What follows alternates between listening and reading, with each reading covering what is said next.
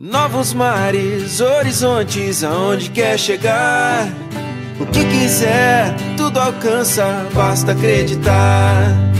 Novos tempos de mudança, com o pé no chão. Mergulhando nos estudos, acha a solução. O amanhã não é um mistério, pra quem leva a sério. Siga a correnteza da certeza de um futuro melhor. Salve, salve, galerinha do 8º ano! E aí, tudo tranquilo? Tudo bem com você? Espero que sim, e nós vamos aqui mais uma vez darmos continuidade aos nossos estudos sobre o processo de independência aí dos Estados Unidos da América, o país sem nome. Ô, professor, sem nome? É, porque Estados Unidos não é nome. Você vai perceber aqui que esse Estados Unidos nada mais é do que uma consequência ali do que aconteceu durante o processo de independência. As 13 colônias se transformam em 13 estados que se unem e fica por isso mesmo. Só que, cá entre nós, né? Não tem nome, mas tem uma influência bem grande no mundo como um todo, não é verdade? Um país extremamente importante e um país que tem um impacto aí econômico, social, cultural extremamente grande sobre o Ocidente. Bom, vamos parar de enrolação e vamos para a aula então? Seguinte, lá na primeira aula nós falamos sobre alguns fatores que levaram ao desgaste do relacionamento entre as 13 colônias e a Inglaterra. Você se lembra disso? Aliás, na primeira aula nós falamos sobre o processo de colonização, relembramos. Na segunda aula nós falamos sobre estes fatores. Eu disse para vocês que a Inglaterra ela tentou aumentar a sua autoridade, vamos dizer assim, ou a sua fiscalização. Por quê? No primeiro momento, as 13 colônias se desenvolveram com bastante autonomia, tanto que elas tinham liberdade até mesmo de comércio, não é? E aí chegou um ponto ali que a Inglaterra resolve endurecer a relação e aí os colonos não aceitam. Você se lembra? Falamos sobre as disputas dentro da América, a questão da Guerra dos 7 Anos. Então eu disse para vocês o seguinte, dois fatores que estremecem essa relação. O primeiro, a questão da ocupação dessas terras que vão ser conquistadas em relação à França. E o segundo fator, exatamente o aumento de impostos, ou seja, essa postura inglesa tentando controlar um pouco mais as suas colônias. Beleza? Bom, você se lembra que nós tivemos ali, eu expliquei para vocês, mostrei para vocês na última aula, a questão da festa do chá em Boston. Lembra disso? Os colonos se disfarçaram de indígenas, invadiram o navio e jogaram a carga toda no mar. Isso aí deu um problema muito grande, porque os ingleses promulgaram outras leis ainda piores e agora queriam dominar completamente, queriam julgar os envolvidos na festa do chá. Todo esse movimento vai causar aí um processo de união entre os colonos, que vão estar percebendo agora, lembra, eu disse isso no final da última aula também, eles vão estar percebendo que existe uma unidade ali na América contra uma autoridade que está vindo de fora, uma autoridade externa. E aí, galera, olha só, em 1774, nós vamos ter o primeiro Congresso da Filadélfia. O que é isso? As 13 colônias, na verdade 12 das 13, a Geórgia acabou ficando de fora, eles não quiseram participar, mas 12 das 13 colônias se reúnem em 1774. E qual é o objetivo? Falar uma única coisa, chegar para a Inglaterra e falar assim, é o seguinte, nós estamos aqui reunidos e queremos impor algumas coisas para vocês. E os ingleses olharam para aquilo e falaram, não, não, não, não. Vamos ver então, qual é o ponto? Olha só, Congresso da Filadélfia, 1774. Então eu quero que você destaque. Primeiro, eles exigem um retorno, uma manutenção da liberdade que eles tiveram até aquele momento. E segundo, uma representatividade. Representatividade. Como assim, professor? Então, manter a liberdade, ou seja, acabar com aquele monte de imposto que a Inglaterra estava tentando pôr, e representatividade. Porque eles partiam de um princípio iluminista. Sem representatividade, não pode existir taxação. Por quê? O parlamento inglês era onde as leis eram aprovadas, certo? Existia representantes dos colonos lá no parlamento?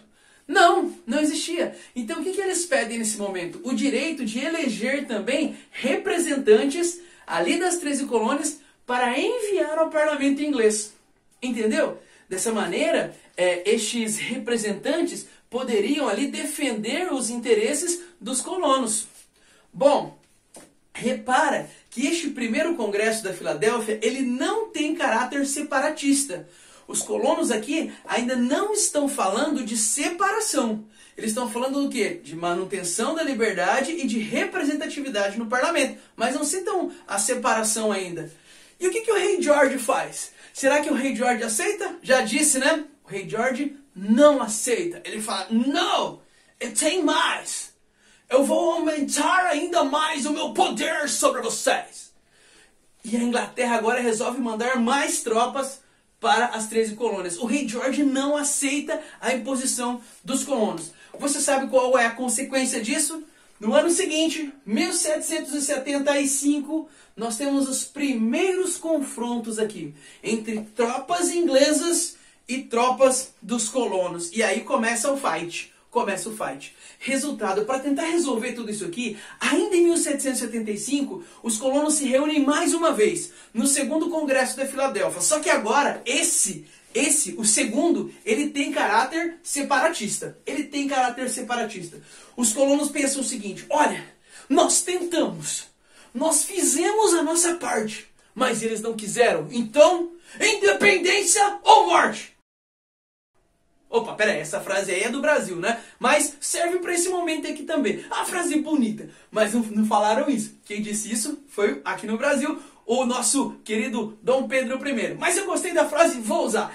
É isso, independência ou morte. Eles partem para o confronto. Na verdade, antes de partir para o confronto, o que eles fazem é o seguinte: preparam uma declaração de independência. O Thomas Jefferson, esse camarada que você pode olhar na sua apostila aí, tem uma seção chamada Prazer em Conhecê-lo. E você vai conhecer um pouquinho mais sobre a biografia do Thomas Jefferson. Ele fica à frente da comissão que vai preparar o documento que vai enviar para a Inglaterra, a Declaração de Independência, que fica pronta no dia 4 de julho de 1776. Nesse dia ela é promulgada. Sim. A resolução pela independência está pelos presentes aprovada. Meus parabéns. Meus parabéns. Foi ótimo.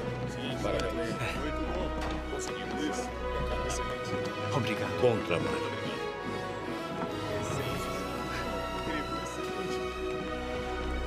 Conseguimos.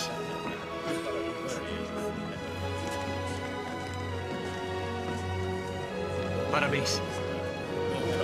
Excelente. Excelente.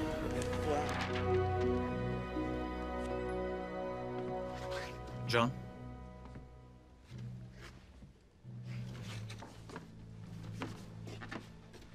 Tommy mereceu isso.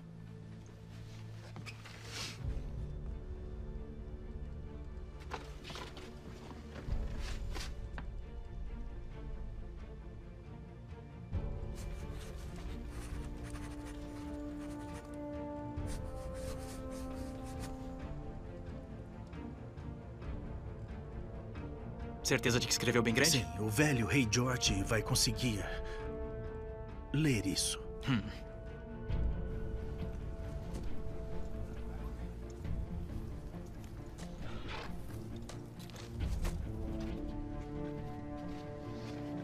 Quando no curso dos acontecimentos humanos se torna necessário a um povo dissolver os laços políticos que o ligavam a outro, o respeito digno exige que se declarem as causas que os levam a esta separação.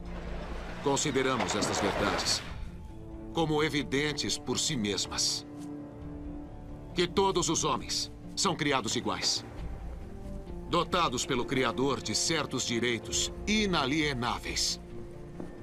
E entre estes estão a vida, a liberdade e a procura da felicidade. Para garantir estes direitos, governos são criados entre os homens, derivando seus justos poderes do consentimento dos governados. E sempre que qualquer forma de governo torna-se destruidor de tais fins, cabe ao povo o direito de alterá-lo ou aboli-lo e instituir novo governo. Portanto, nós, representantes dos Estados Unidos da América, em nome e pela autoridade do bom povo destas colônias, publicamos e declaramos solenemente que estas colônias unidas são, e de direito têm de ser, estados livres e independentes, que estão desobrigados de qualquer vassalagem para com a coroa britânica e que todo vínculo político entre eles e a Grã-Bretanha está e deve ficar totalmente dissolvido. E em apoio a esta declaração, plenos de firme confiança na proteção da divina providência, empenhamos mutuamente nossas vidas, nossas fortunas e nossa sagrada honra.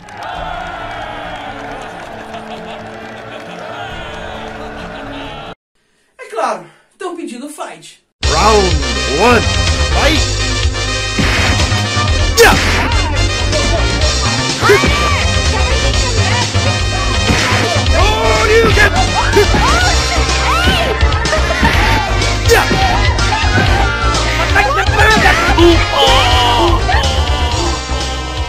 You win.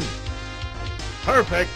Né? Você acha que eles iam mandar a carta de independência e a Inglaterra ia aceitar? É óbvio que não. A Inglaterra não aceita e aí, oficialmente, começam então os confrontos, a guerra da independência. Tem um detalhe importante. Os Estados Unidos, ou melhor, as 13 colônias, vão ganhar um reforço aqui de peso. Um reforço importante dentro desse conflito. Vamos ver se adivinha quem. Quem será que vai ajudar os 13 colônias nesse processo de luta contra a Inglaterra? Será que você consegue adivinhar? Quem que você acha? Quem? Quem? Você falou alguém aí? Será que acertou? França! A França! E aí, você acertou? Lembra que a França estava disputando, a França estava numa grande disputa pela hegemonia de poder dentro da Europa. E fazer com que a Inglaterra perdesse algumas colônias era um negócio interessante neste processo, enfraquecer a rival. Então os franceses, mesmo com a economia ali meio que cambaleando ainda, né, já tinha participado da Guerra dos 7 Anos, os franceses vão apoiar os colonos nessa Guerra da Independência. Galera, resultado deste conflito. No ano de 1781, deixa eu ver se eu coloquei aqui desse lado. Eu não coloquei no quadro. Bom, mas enfim, no ano de 1781, nós temos o último confronto, a batalha decisiva, a última batalha. E os ingleses acabam sendo derrotados nesse confronto. Os Estados Unidos alcançam a sua liberdade. Os ingleses não vão reconhecer, só vão reconhecer essa liberdade 2 anos depois. Mas o fato é que as 13 colônias, então, com o auxílio da França, conseguem romper os laços que ligavam-as à Inglaterra, com o apoio francês. Beleza? Agora é o seguinte. Legal, conseguimos a nossa liberdade. E o que vai ser agora? Dentro das 13 colônias existiam diversas formas diferentes de pensar. E por isso que eu destaquei aqui para você, olha só, poder central ou não? Alguns grupos dentro das 13 colônias pensavam que seria interessante você ter um poder central organizando tudo o que acontecia. Mas no primeiro momento esse grupo não sai vencedor.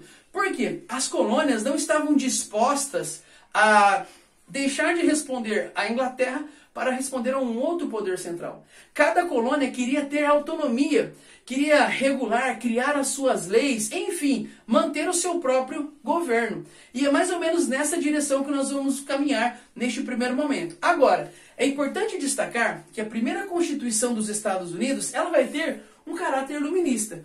Todos ali concordavam neste ponto. Era importante fazer com que aquelas ideias iluministas chegassem à América. Então você percebe que, por exemplo, a ideia do Montesquieu vai ser aplicada aqui. Olha só, aquelas ideias iluministas estão sendo aplicadas na prática.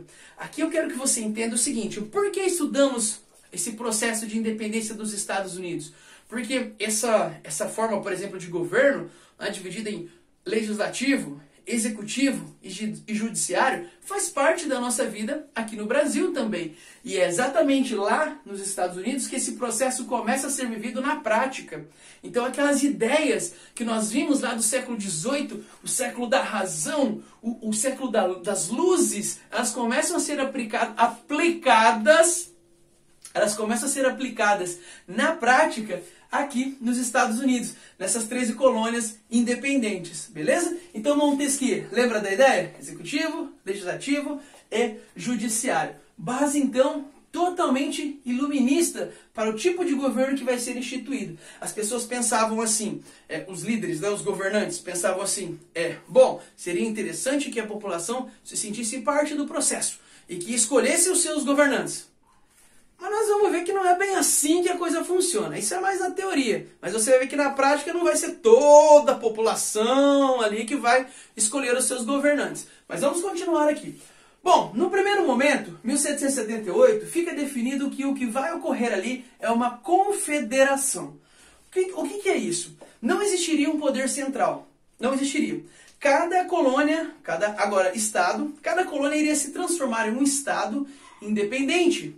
Existiriam algumas coisas que uniriam ali as 13 colônias, mas elas teriam completa autonomia para exercer o seu governo.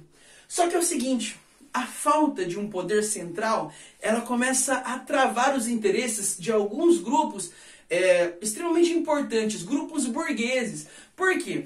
Quando você tem um poder central, esse poder central organiza a economia, não é? De repente você precisa abrir estradas, de repente você precisa uma moeda única, forte, uma medida que seja interessante, leis que possam ser aplicadas a todas as partes. Então a construção de um mercado interno, ela demanda a existência de um poder central. Você vai perceber então que ainda no ano de 1778, nós vamos ter a convocação do Congresso Revisor de Atos.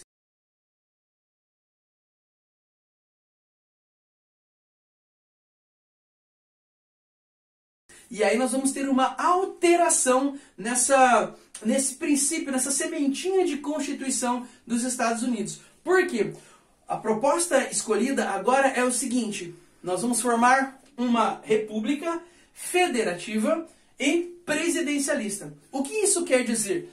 Quando eu falo de federação, eu estou dizendo que cada estado ele tem a sua autonomia, a sua capacidade de se autogovernar. Entretanto, a soberania passa a ser do poder central. Percebeu a diferença? Então, a autonomia é diferente de soberania. A autonomia te dá o direito de governar, mas a palavra final, quando houver algum ponto de discórdia ali, né? A palavra final sempre é do governo central. O governo central ele tem soberania, a capacidade de governar toda a federação, ok? Toda essa república que está se instituindo a partir desse momento. E o tipo de governo que vai ser escolhido é o presidencialismo. Aqui poderia ser presidencialismo ou parlamentarismo. Né? Só que um detalhe, pessoal. O tipo de voto que vai ser instituído? Voto censitário. Ou seja, aqui você já percebe uma exclusão de pessoas mais pobres. Por quê? Porque o processo de independência, apesar de contar ali com muitas pessoas mais pobres e até escravos lutando na guerra da independência, esse processo, assim como no Brasil e na maioria dos países da América, ele foi conduzido por uma elite branca. E são estes caras que vão estar governando o país agora. Percebe? Então o voto censitário é uma forma de você excluir as pessoas mais pobres. Por quê?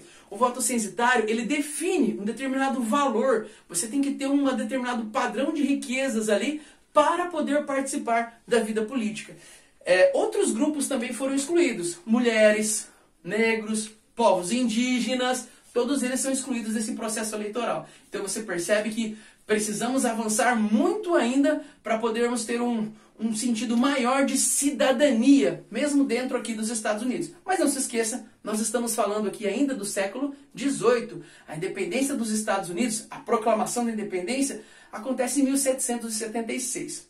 O que é essa sigla, professor? Que você finaliza a aula com essa sigla, WASP. Essa sigla é uma sigla em inglês que exatamente identifica este grupo que vai estar conduzindo, dominando o governo dos Estados Unidos neste primeiro momento. Então quer dizer, White, Anglo-Saxon, Protestant. Então, branco, anglo-saxão e protestante. É este grupo de homens aí que vai estar à frente dos primeiros anos no governo dos Estados Unidos da América. Beleza?